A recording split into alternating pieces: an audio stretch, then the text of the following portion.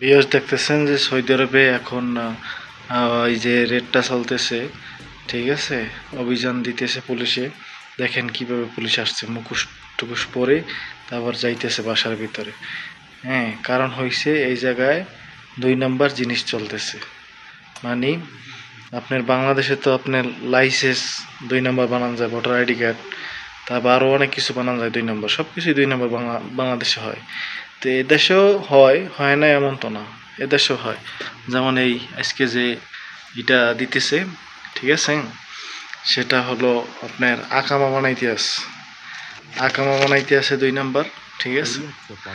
আকামা বানানোর জন্য এই 3 পাকিস্তানিকে, আপনার 3 পাকিস্তানি আছে, তাদেরকে ধরছে।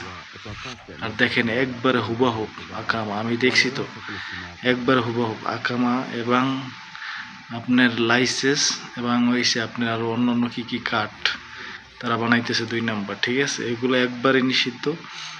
ধরা খাইছে 3জন পাকিস্তানি, এই 3জন পাকিস্তানির যাবজ্জীবন কারাদণ্ড হবে, ঠিক আছে, নিশ্চিত, ঠিক আছে। আর এদেশে একটা লোকের আকামা বানাইতে বড় মহাশাসার বাংলাদেশি 2 লাখ টাকা লাগে। সে জায়গায় আপনার লাখ লাখ আকামা বানাইতেছে তারা ঘরে বসে। কত মানে কত টাকা যে এই দেশের সরকারের লস করতেছে, যা বলার বাইরে। তাদেরকে কোনো দিনে ছেড়ে দেওয়া হবে না, যাবজ্জীবন কারাদণ্ড দিবে, আমি নিশ্চিত।